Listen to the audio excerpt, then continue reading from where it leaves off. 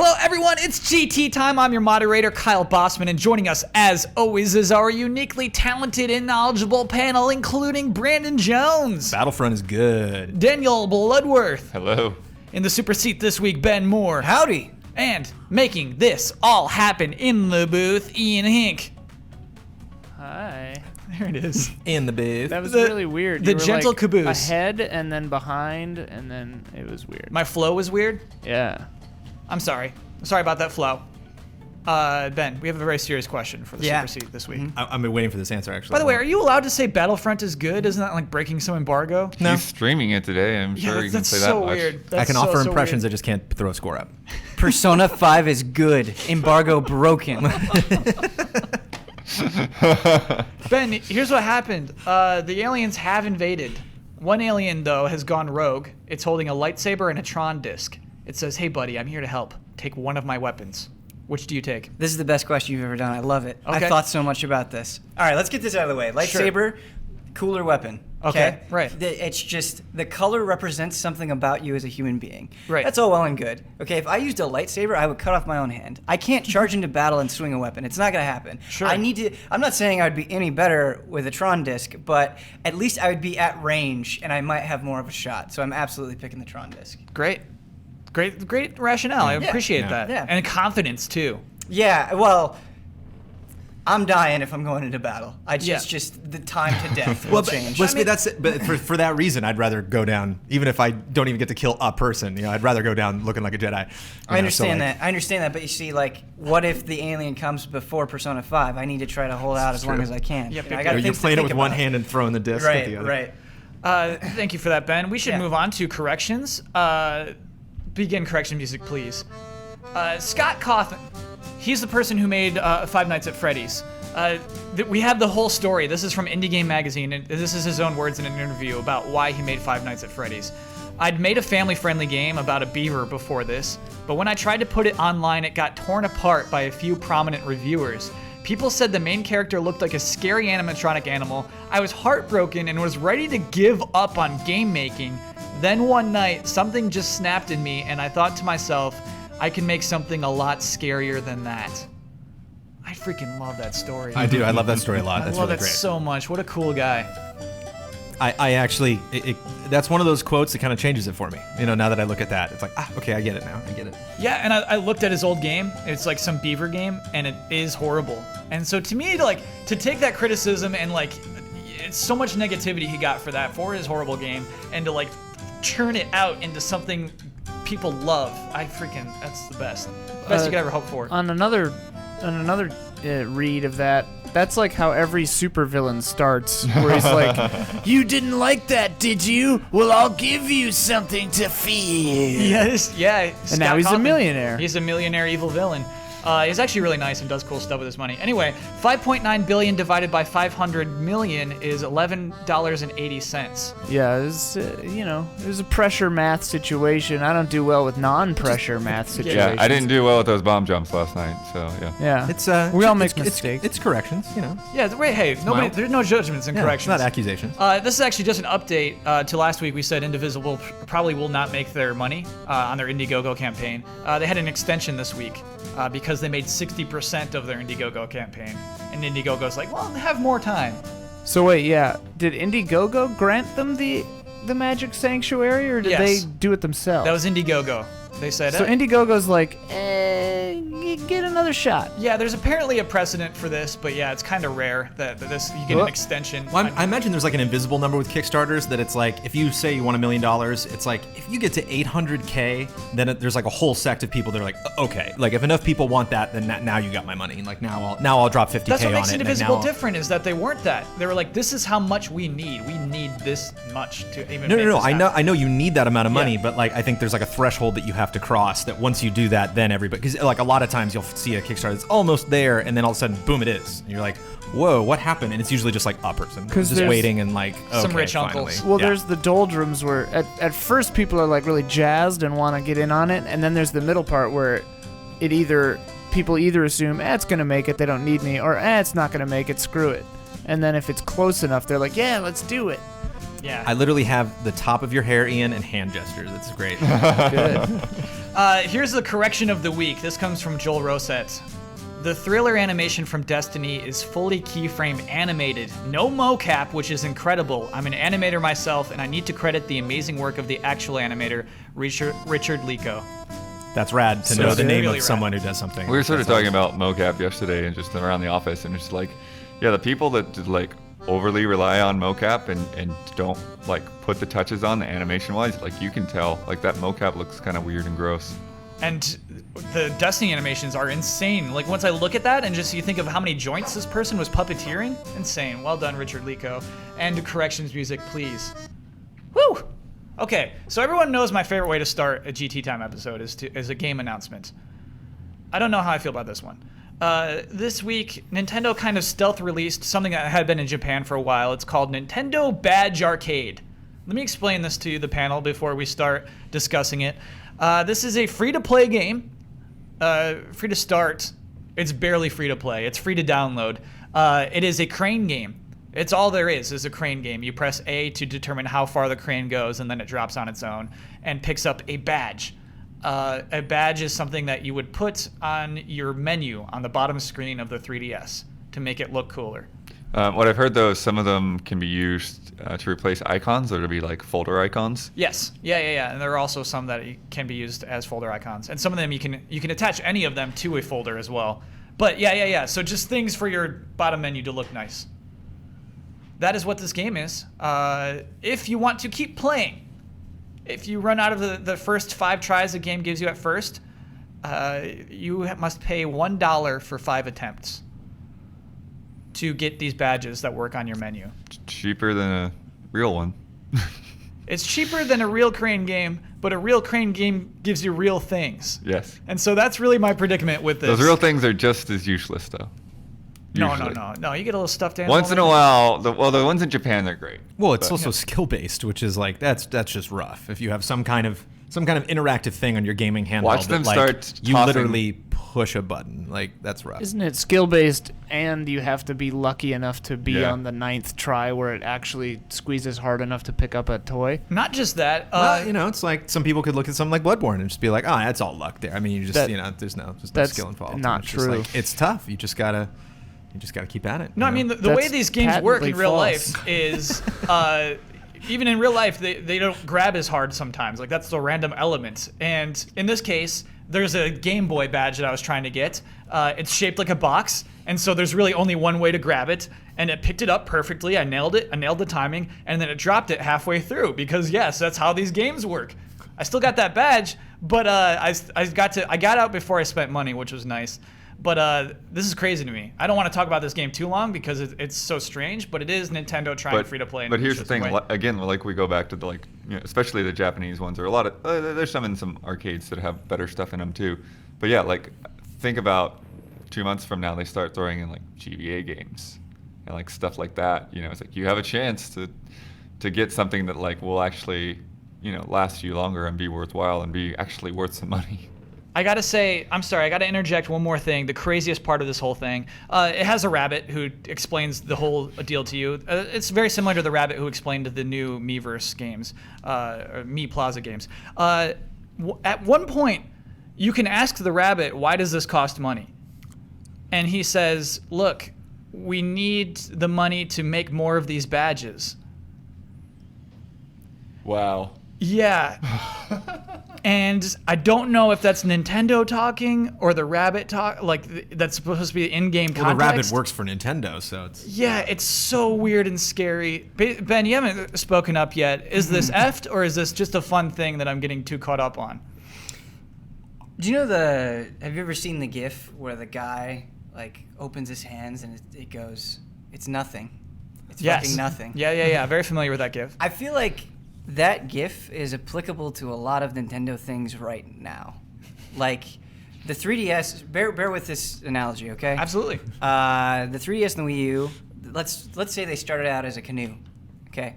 That together they formed one canoe. And maybe there was a leak in this canoe at the start. Maybe it just picked it up at some point in the journey, but over time this canoe has kind of started sinking. And the person in that canoe is now just swimming to the shore.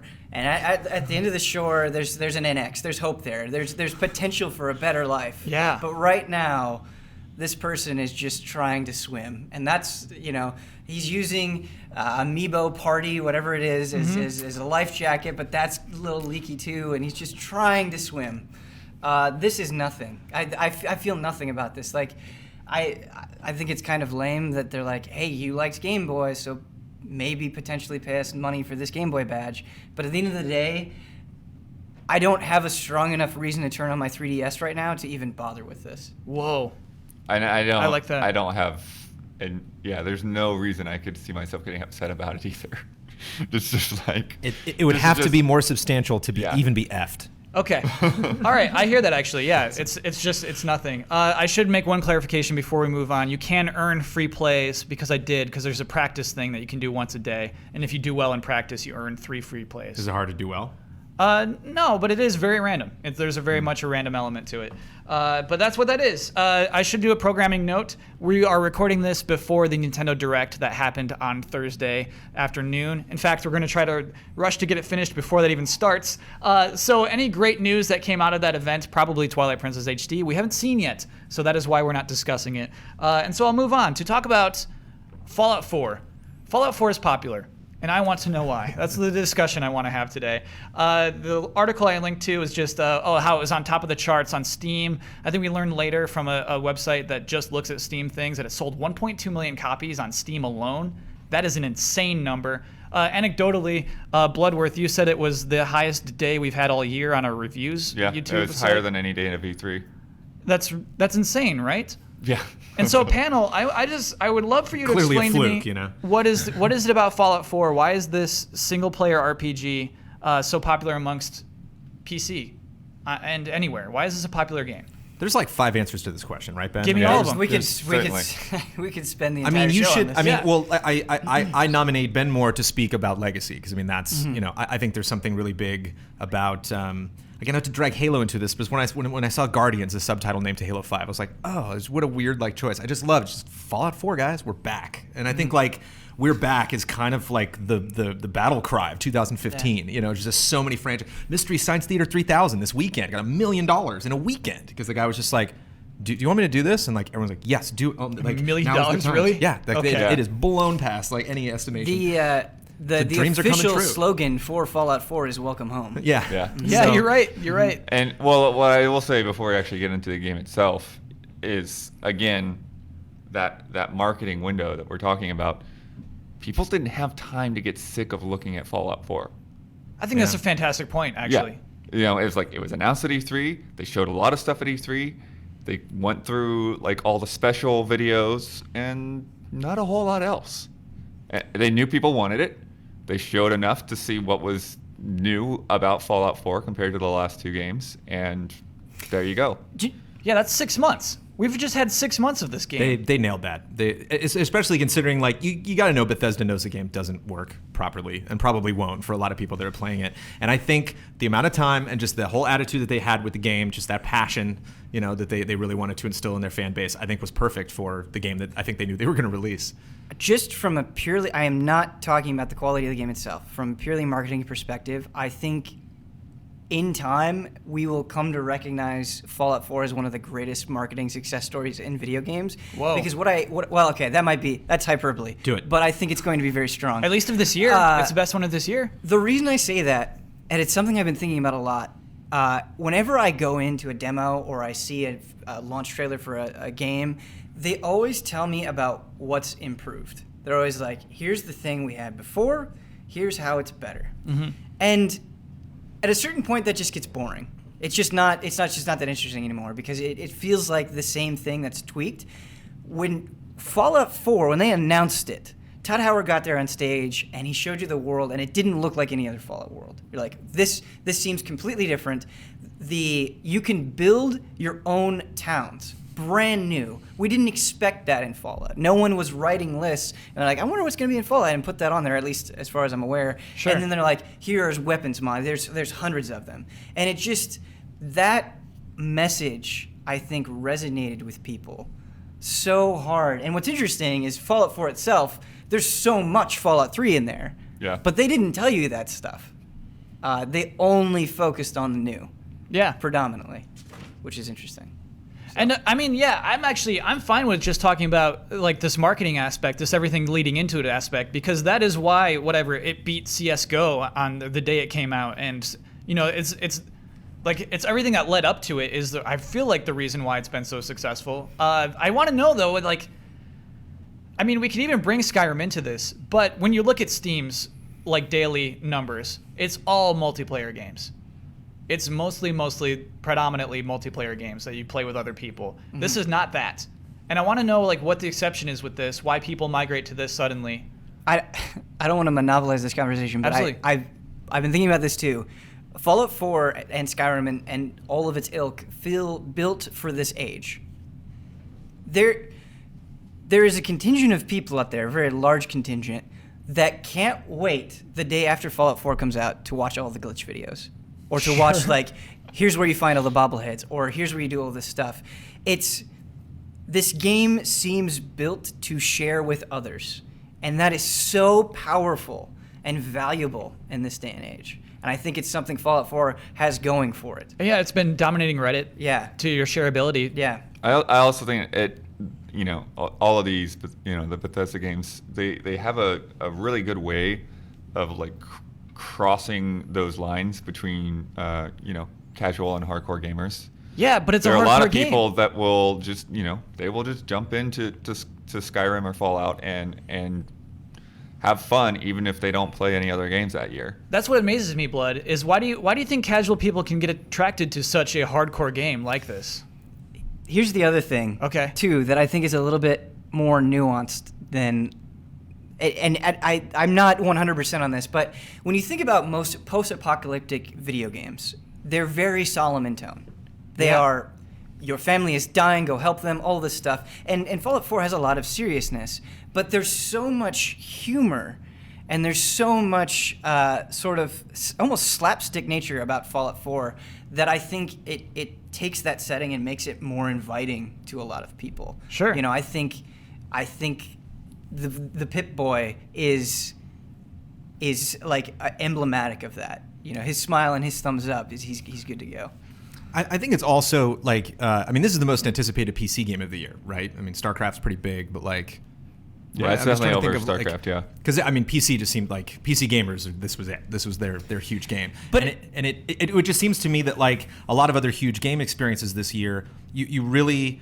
It's interesting when you brought up that it's multiplayer because it seems like it has a multiplayer sensibility because everyone's rushing to the internet. The reason why everyone's talking about it is because a very special thing happened only to them. You know, like I went through this game and I had, whether that's a weird glitch or whether it's a texture thing that happened to you last night, Blood, but you shared it. You know, and like you think about the other games this year, even games that you loved dearly, you didn't end up sharing because it's like, I'm fine. I just got my little game here. It's good. Like I don't need to really get into details about the story from Rise of the Tomb Raider because you had the same story as well. Like we might have had different combat encounters, but that's about it. Where it's just, you can set off in so many different directions and, just strike fire anywhere in this world. And so I think that's like people just constantly keep bringing up. Yeah. And also, for better or worse, when you have a game like Glitches, or we have a game that has this many glitches, I remember one was they pulled the review copy from Steam and people had to re-download it. So a lot of people were like busy this week and then got back to their Steam accounts. Were like, where'd Fallout go? And like a lot of people were scared. I remember Dan Reichert was one. He was like, oh my god! And he's like, my save is still there, right? And I was like, no, it's just you just re-download it and you can keep playing. But when you have all these technical issues, people talk about it. You have people throwing questions out and being like, dog meat won't go in the vault. What's happening? Like my companion won't talk to me anymore. What do I need to do? And you think that's a good thing? I'm not saying it's a good thing. I'm just saying then you have a Jessica Chobot who's like, let me tell you. And then they create this huge conversation about Fallout, whether it's good or bad. And it just eats up Facebook, eats up Twitter, eats up the videos that everybody's producing. but I have to say I had a huge slip of the tongue. Okay.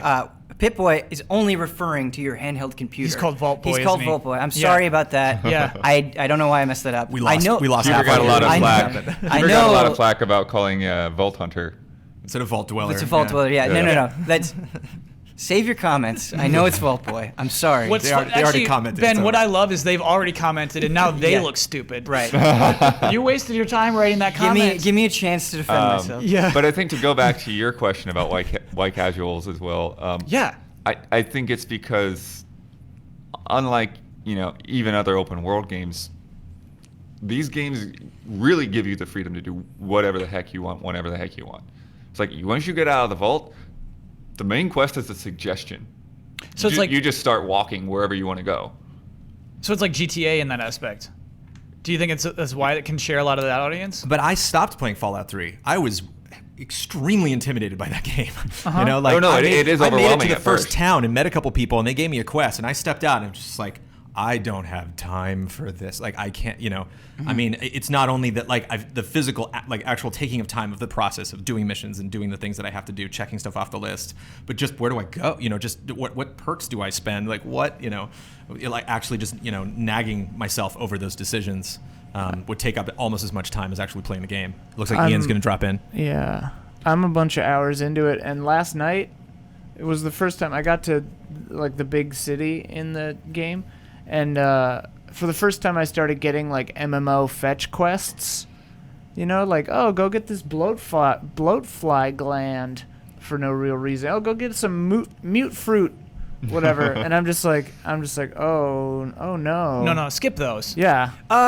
Those things that seem like boring and worthless, a lot of times are, but they can actually lead to Yeah, I some figured. really amazing stuff. You're gonna have to give So us I an wouldn't, example. I wouldn't write that off completely. I've never had, well, not to open up that discussion, but I've never had a problem with that. I mean, to me, it's like, you're going over there anyway. Here's some XP. It's like, you're going to want to wander in that direction. Well, I so convinced here's them an to give me actual some reason to caps, do too. it. But and you, one of the things that seemed like a theme that you kept bringing up were the surprises in the game. Yeah, It was like, absolutely. And that really attracts me to it. And so it's like, it's kind of fun to just be like, oh, here's this stupid menial thing, and then you're like, okay, and then you go over and then this quest is actually much bigger than I thought it was. Yeah, and there's so much stuff that's packed in there too. That again, like you're saying, like people have individual stories. They're like, if you like whatever go to an area, and you miss a cave that's underneath of it, or you don't hack that terminal, it's like you do some little thing that somebody else didn't even know about, and you're like, what? And then they go back to get the thing that they heard you got. So I think that has a lot to do with it. In some ways, I almost feel like Fallout 4 is 2015's Destiny, because Destiny came out and it was almost guaranteed an audience, right? Because of the good faith that Bungie had built up over the years. And when you're in that position where you have enough good faith and you have sort of a pedigree behind you, people love talking about your problems, and they love talking about your problems forever. Mm-hmm. Those are headlines that excite people and create really intense conversations. You're seeing a very similar thing with Fallout 4. Do you think we'll still talk about Fallout 4 a year from now, like we talk about Destiny still? With mods, sure. I mean, People are still talking about Skyrim. I was done. So that's the thing. Yeah. That's where I'm going to go with this. Is I was done talking about Skyrim in 2012. Mm-hmm. The internet wasn't. Yeah. Like, it felt like for years, You're Skyrim was like one of the biggest games. And I don't know if it'll have that same Even thing, just but- the Furoda meme was, Yeah. was prevalent for months and months and months. You mean Fusroda? Fusroda. Yeah. I mean, it's spelled Fusroda, but is it, do you pronounce Is that a silent S? It's, thought it was I don't Fusroda. think it's. You gotta hit that S. Yeah. Fusroda? Oh, The okay. magic won't come out if you don't hit that S. I just don't, when he yells it, I don't hear the sound. Basically, it's to me, it's like sometimes I really don't believe in the concept of a casual gamer, because this is a game like that is extremely complicated, extremely hardcore, that if just people are willing to play it, they'll get into it. If they're driven by what's there, they'll understand all the stupid little tiny mechanics in it. And I don't believe in stupid people sometimes. Casual gamer, like it has a whatever slant to it, but I mean Yeah. it's more about somebody. They're generally the people that aren't going to watch us. They're people that don't follow everything that's happening in video games. They just Fallout's I like the last one. It's on TV. I'll get the new one. Which is, again, to go back to the campaign, because I love talking about campaigns. I think, you were talking about that fan base and comparing them to Bungie of having this install base. And I think the very beginning, if there was a 6-month campaign, the first 5 months of that campaign were directly to those people. Yeah. Todd Howard walked out on stage and he was like, "What's up, Bethesda fans? Here's what's going on. Go tell your friends about this, but we need to have a conversation so you can understand what Fallout 4 is." And it seems like that Wanderer TV spot is just finally them being, I don't know, it's just a great casual attitude about it. Like none of this stuff has to, seems to like, we need to explain Fallout to you guys. It's like, if this attracts you, jump in. If not, we're fine. Like we don't need to like really lay all of the things out to you. Like we'll just show you the dog. We don't need to be like, here's how the dog works. Yeah. It's just great. It's so refreshing. It makes me so happy to see that kind of confidence. To see them have their own press conference, and yeah, they nailed it. If any future games just do that 6-month cycle, we're into it. We should move on. Let's talk about Overwatch. Last week, officially announced for consoles, getting a console release. Well, this is your episode, isn't it, Ben? It's a good episode for me. These are things I'm very keenly interested in. Before we dig in, let me talk about the details about this release, because there are two versions on PC. There's a $40 version, and there's a $60 version, which was also the only version that will be on consoles. It's called the Origins Edition. This includes 5 skins. I think they're called Origin skins for the heroes, and other in-game goodies for 5 Blizzard games that aren't on consoles, which is really weird. 5 skins per character? No. Oh, 5 total. Yeah. Because there's more than 5 characters. So. Absolutely, yeah. Oh, weird. And it's weird because like you'll get something for Heroes of the Storm and you'll get something for Hearthstone, and none of those things are on consoles. So it's a very strange thing. What's up? The only stipulation that I would say for that is Overwatch is the most demanding of those games from a performance perspective. Like my laptop can handle the other games fine, but it can't handle Overwatch. So I think that's true for quite a few people. Yeah, but it's like you only own an Xbox One, Sure, and you get the Origins Edition, and you're like, Right. what am I going to do? This is World of Warcraft friendly. Like, I don't need this thing. But it's interesting. Yeah. You look back at this. You look at the art style, and it's like, oh, of course, this is coming to consoles. It's like comparative to something like StarCraft or something. No, I was shocked. What do you mean? Of course, this is coming to consoles. We look at StarCraft. Look at Heroes of the Storm. Look at other games that they're making. I mean, even Hearthstone, like, is the best looking card game ever. I mean, like, there's no card game that has that much flavor, and it's a very highly produced game. It's our game of the year. But Overwatch seems like something where it's like, even if this is not on a bleeding edge PC, it's still going to look like we want it to look. But look at these characters are still going to be represented well enough that you will, that's. Boy, I struggled to come up with one character name, and I couldn't. Brandon, in Blizzard's history, since whatever the Vikings game was, after that point, all of their games were PC first. You mean the Lost Vikings? Lost Vikings, thank you. Yeah. Whatever the Vikings. Since that point forward, all of their games are PC first. Like this is crazy. I don't think it's fair to just say oh of course. You know what I mean? Just compared. To other stuff they do. There's a changing of the guard at Blizzard, and it's happened. Like, it's over. Like, they're no longer transitioning. They are a totally new Blizzard, and it happened after Diablo 3. Like, what happened? I think StarCraft 2, Legacy of the Void, from what I've played of it, is an excellent game, but the fervor that there was for something like Hearthstone or Heroes of the Storm, or even like the amount of buzz I saw for Reaper of Souls on PS4 and Xbox One, Blizzard's audience has changed. It is not the same. They still have a huge PC segment that loves them, and I love them, but no one is talking about World of Warcraft Legion. Yeah, and it's not coming out till like late next year. That's crazy. And them launching simultaneously on PC and consoles, like, this tells me that they're a different company. Like, the comparisons to the past just aren't gonna hold up. Okay. Yeah, because I mean, they've said this is designed for consoles from the beginning. If I'm like super happy about this, if I'm like ecstatic to play this game on PS4, like, should I be ashamed of that? No, I am too. Yeah. Like, I wasn't gonna play it until they announced that. Yeah. Why? Why? Why is it bad that this is coming onto consoles? I don't know. Because It of doesn't seem some bad to me. like ridiculous perceived notion that this company that rose to fame on PC has to stick that way forever. No, like, if it is a great game, like a truly excellent, this deserves my money kind of game, let it go everywhere. That's fine. There's nothing wrong with that. So I think, though, another thing we should talk about is that people were surprised that it's even cost money, that this isn't a free-to-play game.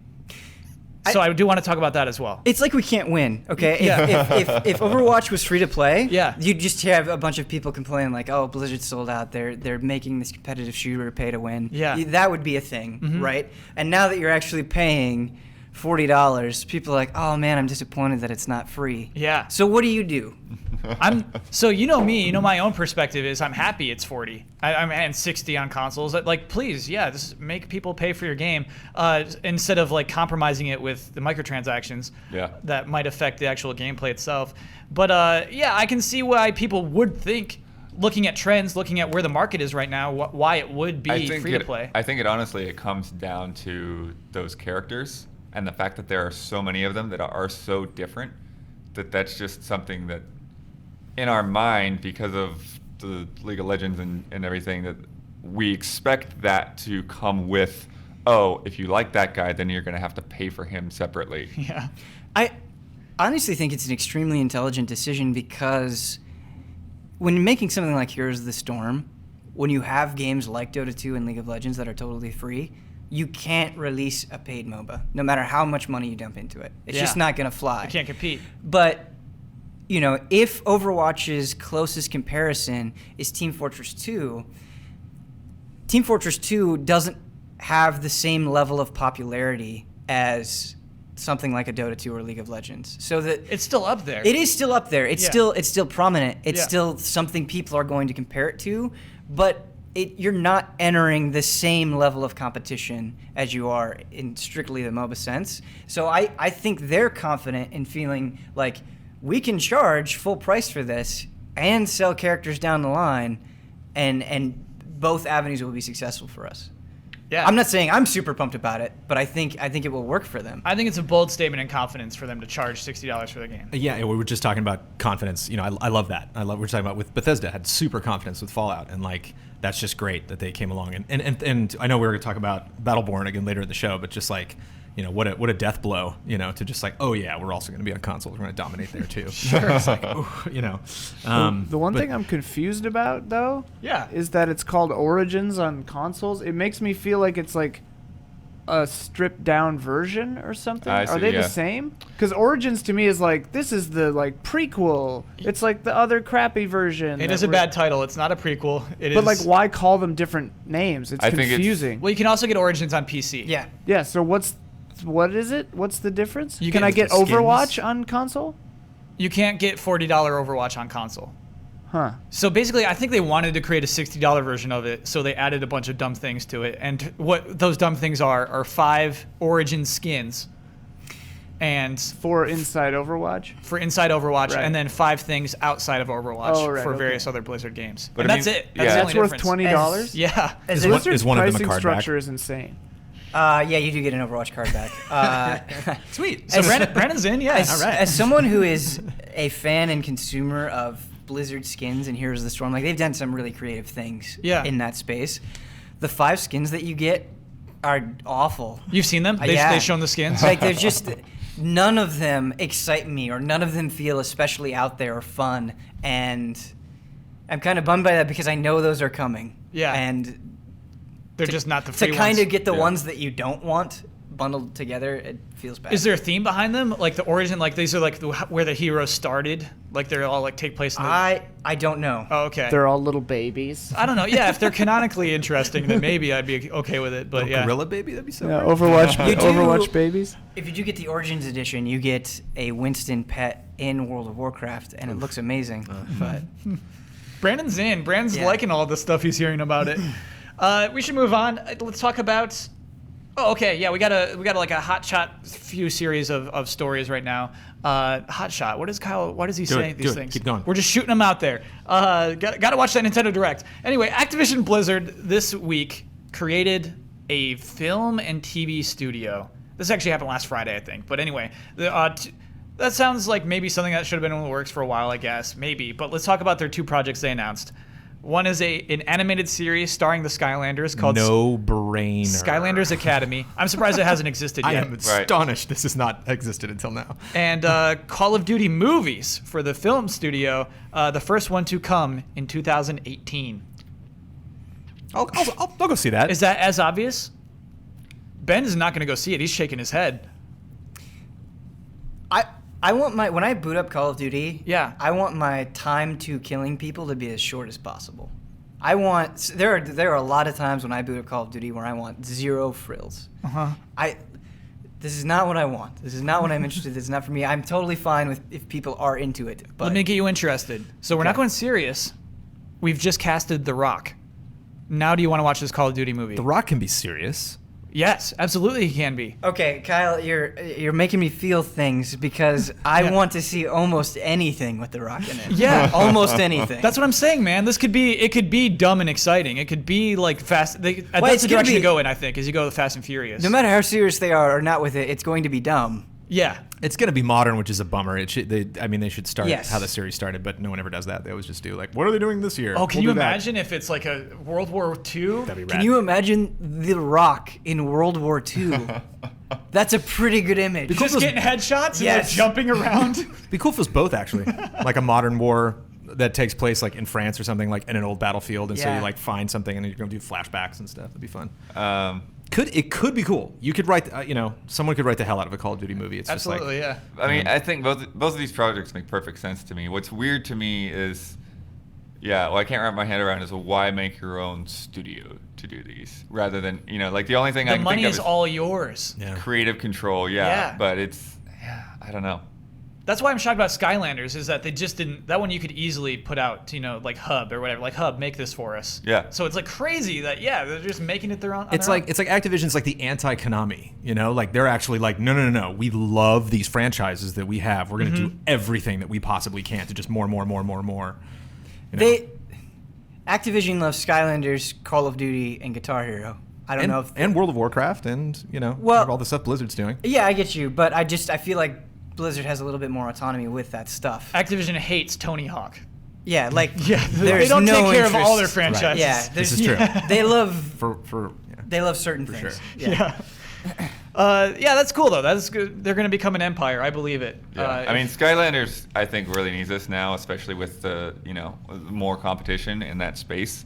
Like they've got to take the lessons from the '80s. That is like, you put a cartoon out there, you get people attached to these characters, especially because they have so many now. That's like they've got to start focusing on making some of those characters like actual characters. 20 years from now, there will be comic books starring Skylanders. Yeah, and it also, one of the huge, detractors from Skylanders is it's one of the 4 toy-to-life things on the market. It's like, who's that? Who's that? Do any of you have any idea who the hell that is? No, I Right. keep thinking Yeah, that's the bomb I'm from pointing, Final Fantasy. I'm pointing to the flame guy, and it's like, I'm not saying that he's not cool, and I'm not saying that He's not cool. the actor that voices him isn't great, and that's not a cool thing for your kid to be into, but like, you could point at anybody from Infinity, anybody from Lego Dimensions, and anybody from Amiibo, and I'm like, of course it's Luigi, So like, you do the show, and like, okay, now I good know idea. it because my kids are, I've seen 10 episodes of the show. I know who Storm Blaster is. I got it. What was that love potion one you guys came up with? Love I don't want Potion to tie. Pop That Fizz.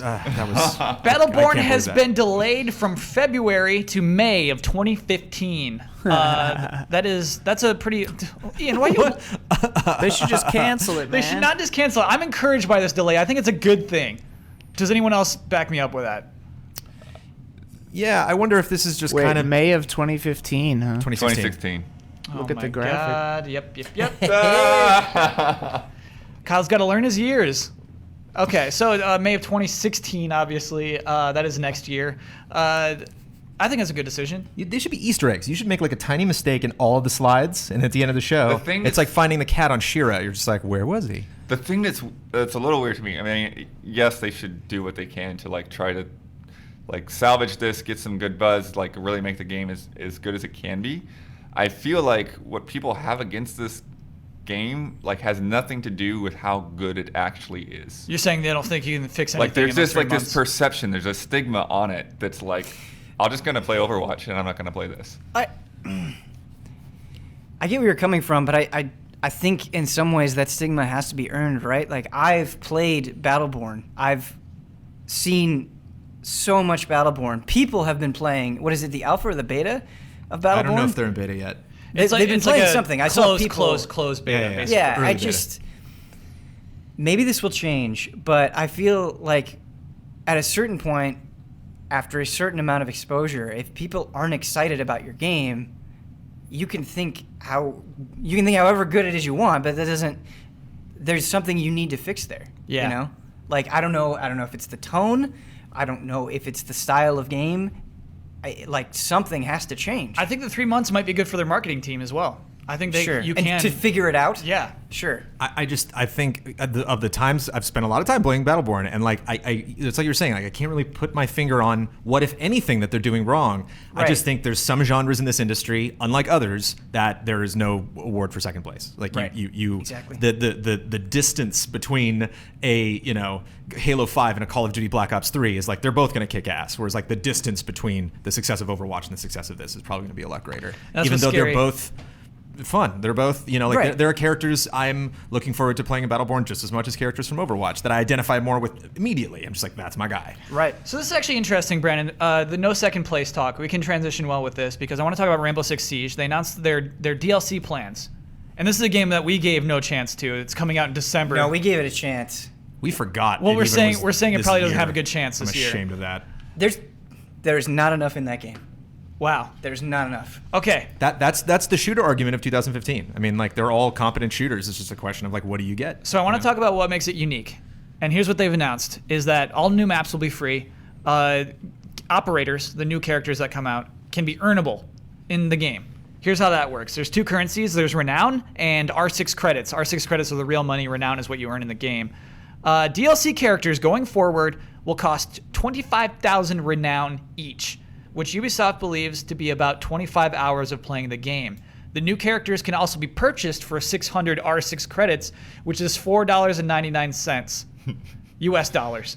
So that is them saying that 25 hours of your time is worth I love that equation. Yeah. $4.99. Yeah, I was like, buying those is worth it. Because for mobile, it's actually I think it's like 5 minutes to the dollar. I think is usually like what I see. You spend $1, it'll like you can make that up, whatever that is, in 5 to 10 minutes. Oh, really? They have like a metric? Like I did my own math on that at one point. Okay. And so here we're saying you could skip 25 hours of playing the game for $5. Which, if there's only really, like character stuff like that, unless you're like, crazy obsessed, if they announce, what they are ahead of time, like I think you could be like, okay, I don't need these, but I do need that one, so Yeah. that's the one I'm gonna save up for. Well, and also if they come out later, like after you've already been playing the game for a week, They do come out later, yeah. You've got enough money to buy one if you only want one, in game. As somebody who tries to play a lot of games, something that I found with myself, like there was a period of time where in Heroes of the Storm, I was like, okay, I'm not going to spend any real money getting heroes. I'm going to earn it in game, and it takes forever. Yeah. And so any other game that came out that I was interested in that had these sorts of transactions, I just felt exhausted looking at them, and I ended up not playing them because I'm like, no, I'm already doing this. Like I can't do this with everything. I can only do this with one thing, and I don't want to pay. I'm already buying a ton of games. And so, when Street Fighter V comes out, that to me is going to be the game where I'm going to put in the effort to get the fight money so I can get better at the game. And like, I'm not going to no, I don't have time for this. You know what I mean? Yeah. And it's a really interesting choice, I think, that people have to make now that they didn't have to before, is when everybody is doing this, where do you put your time? I know the whole idea of like financial stretch goals are always like they kind of had that issue with the pre-order stuff for Mankind Divided, but like I wonder if it would be interesting for some company to test, and they probably wouldn't make as much money, but to test kind of like a work threshold. So it's not 25K, that's it. It's 25K or nothing. It's like if you get 10K, then it takes $1 away. If you get 20K, then it takes $2 away. So like you just kind of add up like how much have I actually put in, and then that'll drop the price a little bit, I as see what you're opposed to saying. just like That's all or interesting. nothing. Yeah. So you can at least work towards saving yourself some money. It'd be interesting, like if Hearthstone implemented that, or if that, if it was just kind of like a mix between real money and gold. I should also mention before we move on that there are weapon skins, some that can be purchased with Renown, some that can be purchased with US dollars, and some that can be purchased with both. That I'm totally cool with. Skins, absolutely. Skins that can only be earned by playing the game is awesome. Skins that you can only buy with real money is awesome. That's funny. The ones that you earn in game are like the realistic camo ones, and then the ones you spend US dollars on is like a shark. It's like a shark gun. So it's just totally like, yeah, that makes sense. Like if you're spending money, you want the shark gun. We should move on though. Let's go to, well, you're the one that started this conversation.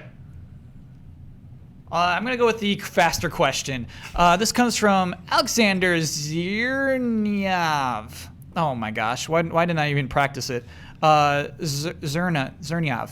You know what? Fix me in the comments. I love RPGs, but I've spent so much time playing Dragon Age and Witcher during the last 12 months that right now I want to play anything but an RPG. I know that I will like Fallout 4 very much, but I just have no desire to play it for a couple of months. Does anyone here have that same feeling with I games? think all three of us. It's called getting older. Yeah. Yeah, I mean, it's really hard, you know, like even as much as I love Fallout 3 and as much as like Fallout 4, that was the game I was waiting for this fall. And it's like, man, I jump in and I'm like, man, this huge world. And I just got done with Assassins not that long ago. And just like, you know, it's like I kind of have to force myself through the first couple of hours just to start absorbing it and like learning the new systems and like, how much of this stuff do I need to pick up? And I ask Twitter and they're like, pick up everything. I'm like, I don't want to pick up everything. Huber and I talk about this all the time. The zeitgeist is very important to us. Yes. And what I've learned about myself, like I've played 4 hours of Assassin's Creed Syndicate, and I actually really like it, which I was not expecting. I can't wait to get back to that game. But my affection toward Assassin's Creed is not the same level of affection that I have with other series. I enjoy it, but I don't love it. I don't go on Reddits about it. I don't go to GAF looking for Assassin's Creed information. But I've been a giant Fallout fan forever. Like, no matter what, I would drop everything just to be part of that first week, to be part of that excitement, to see people figuring it out. Like, that's really important to me because I care about this series. And those are sort of the emotions that you have to figure out with yourself. You know, like when a Pokemon game, I'm just making assumptions here, but when a Pokemon game comes out, like you want to be part of that, right? Yes. Like whatever else is going on in your gaming library doesn't matter at that moment. And I think that's pretty easy to do if you've been playing games for a while. Immersion is very, very important to me. That's one of like the values that I treasure most in games. And to me, it's all or nothing. Like I can't get half immersed in a game. I can't just like put my toe in the pool. Like I'm either, and like Overwatch is a great example. Like I won't be immersed in Overwatch. Like I will play it and love it and it'll be great. You know, but like I'm not gonna like, okay, you know, like I really want to get good at this guy. Kind of like a fighting game. It's like I don't enjoy fighting games because like, well, I clearly need to put 20 more hours into this, just this one character to even be like competent at this. What do you get immersed in? Games like Fallout, games like The Witcher, games like Dragon Age. He brought up Dragon Age, and man, that makes me depressed. I beat Dragon Age 1 and 2 several times, like for GT features and just for my own enjoyment, and I didn't touch Dragon Age 3. Man, like it's so tough to just leave a franchise like that behind because I just have other priorities. And so it's like, yeah, I'm not gonna like. I actually had a discussion today where I'm just kind of looking for Game of the Year awards and being like, okay, what do I need to finish? So then I know, like, okay, Fallout, sorry, you're 2016. I'll get to you later, because I can't. You know, getting through that game is not just kind of like a spectator sport where I'm just like, this game's fun. It's like, no, I am this guy. I am this wanderer. I am really, you know, I'm gonna take 30 minutes customizing this guy. To me, that's just personally is the only way to play that. Well, there have been games that I've waited on, and I actually regretted waiting because they seemed even more overwhelming. Like if we use Fallout 3, for example, like at a certain point, that game had 4 substantial add-ons to it. And if like I would have come to that game after all of those add-ons would have been out, not only it's like double the length. Yeah, and like that sometimes drives me away even more. And Sure. I think it's something because there's a season pass out for Fallout 4, like more is on its way. You have to think about that. It's like too. the Borderlands pack. You know, like you can pick up like you know 2, and it's like, oh my god, they just like all the box art in the trailer like gung gung gung gung gung gung gung. And it's just like that doesn't entice me. Like that seems terrifying. Before we should move on, I want to make a programming note again. Brandon beat Metal Gear Solid 5. I did. The one thing that I'm really curious about is boy. Weird. That's strange. Well, do you know? I mean, like it's of all the games that I've not only played this year, but the last couple years, it was like, oh. It was definitely. I texted. I Like- texted Brad at the end. I was like, "Did I beat the Yeah, game?" the credits were rolling, and I was like, okay. Especially because I saw people mentioning like, oh my god, level 38. Oh my god, mission 42. And I like, you know, at mission 30 got credits. And was like, oh, okay. But somebody just hit me up on Twitter today and was like, did you do Quiet's last mission? And I'm like, I don't think so. I really want to do that. Yeah, that's optional though. Like you beat the game. You finished it. But you should see it. You should see Quiet's mission. Oh, it's so hard though. I Okay. maxed her out like at level 16 or whatever, and then you guys all hated the end of the game, so I stopped playing. Do you have to get to 100? Is that how you unlock it? Or do You have to is it a get. You have side to ops max thing, out or- her bond to get the Right, mission. and that's 100, right? Isn't that the cap for Bond? Or it's just the icons, right? If it 100, fills yeah. up I all the think little that's 100. logos, Yeah, then It's a number. Yeah, it's yeah, You'll know. okay. When does it happen? How do you do it? You have to get. just happens You and have to a mission get much appears. farther than where you're at You know what I currently. mean? But it's one of I'm those- still it's in one of those chapter gold side 1 or ops, right? 2 or whatever. It's like a. It'll You're be still in gold. Act 1. Yeah, you get it in Act 2. It is a yellow side Oh, up. actually, no, it's not. It's a tricky one. You think it's a normal side op, and then it is. Okay. It isn't. It's very cool. Just like Sorry, how I you ruined that, meter. everybody. It is confusing. Yes. Time for bets. Star Wars Battlefront releases next week. On the PlayStation 4 version of the game, we're going to start a random match of Walker Assault on Hoth. Without making any modifications, we're going to straight in. Brandon, he's going to do this actually. We're going to start the match just pressing forward all the way on the left analog stick. That's mine. How long will we last before It's dying? down there. Ben has lost his bet. Ben, how long are we going to last before our first death? 15 seconds. Yeah, nice. He's probably right. Okay, Bloodworth, how long are we Mine gonna is a last? complete long shot, stupid bet. But here we go. Ooh. 6 minutes. I like it. Ooh. Yeah, because we could be just running up against I'm the wall. scared what your bet is. Are you going next? No, you're next. Okay, I say 30 seconds. I like that one too. Nice. And I say 4 minutes and 16 seconds. Okay. I feel real good about this. I feel really good. You got a nice I window. feel really good. Let me lock that in. I should have picked 30 Yeah, seconds. so that's the thing. If there's a wall in front of you, do you just walk Well, you into could, the wall? I mean, Yeah. specifically on Hoth, he could be in. Wait. He could be indoors. Can the stipulation be that if there is an option for you to turn and head into battle, you have to head into battle? that's a different. no. That's a different bet. Holding the left analog Oh stick my forward. God. Oh yeah. That's why Blood went 6 minutes. That's why he did it.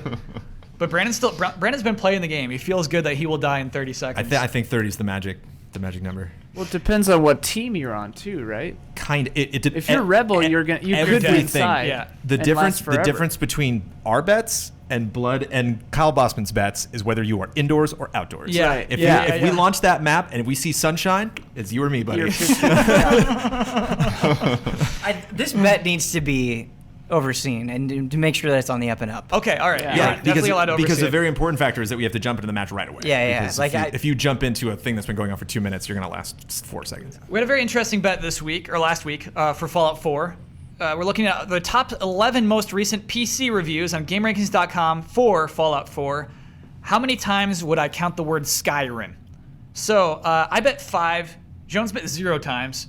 He was having Zero times? He had a lot of faith in reviewers. At least- I don't like the way you said that. At least in the Super Seat bet 8 times and Bloodworth bet 12. Earlier today, an 11th review was added. At least would have won. But this 11th review said Skyrim 3 more times, bringing it up to 10. 2 times in the final paragraph. I got to call out this reviewer. Game Industry News. 3 Skyrims in the review, 2 in the last paragraph. So Bloodworth wins it because it came to 10 and he bet 12 and he gets that win. Nice. That was tight. Yeah. Okay. Wait, no, Wait. I did that math wrong. What It's a did tie. Elise- Yeah, I was gonna say We need a that's tie. tiebreaker. Holy cow! Oh no, we got to do a tiebreaker. Wait. So what, the number was. I'm so 7. invested in this The right number now. was 7 before that. Yeah. Okay. Yeah, it was 7. Because you Oh didn't my say what God. the number was I had before. a perfect topic for this tiebreaker game too. What was it? Okay, so you both get points. So it stays a tie. Super C. Oh my God, it stays a tie. We'll have to do tiebreaker. We'll have Brandon give a topic if you don't have one, Ian. Yeah, I had the perfect one. It was gonna be so hard. Okay. Wait, but funny. But I want to do the tiebreaker. You do. You do Oh, the yeah, tiebreaker. you're gonna do it. The winner gets to do The closing. the closing and all the final words and everything, and the Twitter handle, and then loser gets nothing but a point. So Brandon. You're putting this on me? Yeah, give You're him the moderator. Yeah, that makes it's cheating if I give it. I am the moderator. I have no idea. Of I a literally- topic, a thing. I got It's one. not a Okay. topic. It's like a I whole. thought of this isn't Yeah. the one I thought of before, but It's a this category. This one would be fun. Okay. Okay. So, shoot, who goes first? They're tied. I don't get to be here every week. Okay, so Yeah, Ben will go Super first. C. We'll let Super C go first. Also, yeah. Okay. Super Seats in the points trailer. So Ben, Ian's going to give you a category. You say something inside of that category, and we're going to bounce back and forth between you and Blood. The person who pauses too long. Oh, Okay, that's how this works. That's Yeah. how we're doing. Oh, Yeah, Oh, yeah. okay. I didn't know we were doing that. Okay, Yeah, that's yeah. it, I'm terrible at this. Okay. Okay. This one's not that hard. Okay. Ian, give him a category. Okay. Female main characters. Joanna Dark. Shepard. Wonder Woman. Zelda. Hey, I- hold on. Time wait a out. minute. Female main characters. I think Zelda is not a main character. Why not? Yeah, oh, sure You she said is, main yeah. character, not. She's the Protagonist. She's not the protagonist. she's the titular character. bro. I was Yeah, thinking, she's pretty main. Video games, but I didn't say that. So Okay. All right. Sorry. Time back in. Well, no, I think Blood took that one.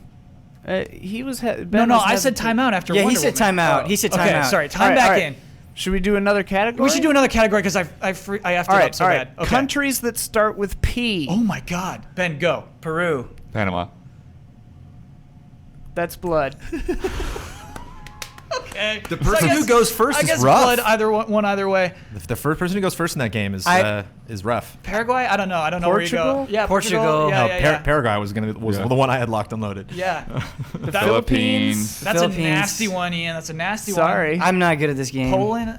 Poland, yeah, man. Panau from Just Cause 2. But no. It's that. Hold on. And everybody at home, Pan Am. it's very, very easy to just start listing them after you're not in that situation. It's Yeah. so easy to do that. But when you're in that zone, Oh, that and you game's panic. impossible. You're so panicked. Yeah. I would like to offer my opinion that Ben is dumb.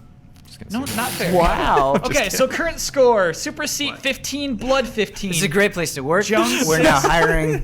Please Awesome come and join 10. our team. No, don't say we're now hiring. That's gonna be awful. Because Ben's gonna quit. Just- Yep, I'm out. I'm done. Too dumb for GT. I reviewed Fallout 4. I'm out. So, Blood, you have earned the right and responsibility to tell everyone what your Twitter name is. You get the final word on anything you disagreed with that we discussed throughout this episode. You get to sign us off with your trademark sign-off. And you get to promote any video you want on GameTrailers.com. My Twitter name is at DBloodWar2. Final word. Man, I don't know that I You agreed with all of us throughout this entire super episode? disagreed with anything. Okay. So yeah, that's cool. I'll make sure people understand that I actually like Fallout, even though the last thing I said was sort of negative. It's overwhelming, but Sure. I like it. Promote a video. I guess the only thing I've got right now, my Rise of the Tomb Raider review. You can watch that. I also like that game for people that seem to be confused about that one. And 8.5 is not an awful score. I'm sorry, 0.5? 8.5. Oh, okay. Just Gave it a comparing it to 0.5. other Yeah, reviews. I thought he gave it a 0.5. All right. But Yeah, a good, but- but a high point. Better than a 0. Yeah. Yeah, well, I definitely disagree with the people that are talking about one of the best games of this year, and I'm like, what? Okay. Anyways, You know what? That's final word. He's You got know a what he final- got a recalls final it as Witcher goggles.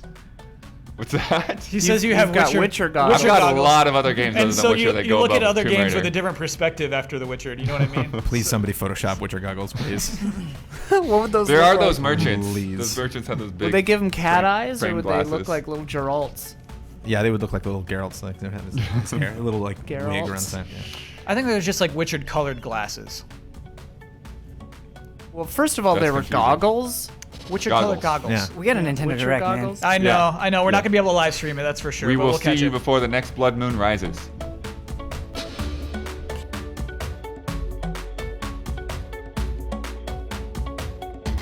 I love.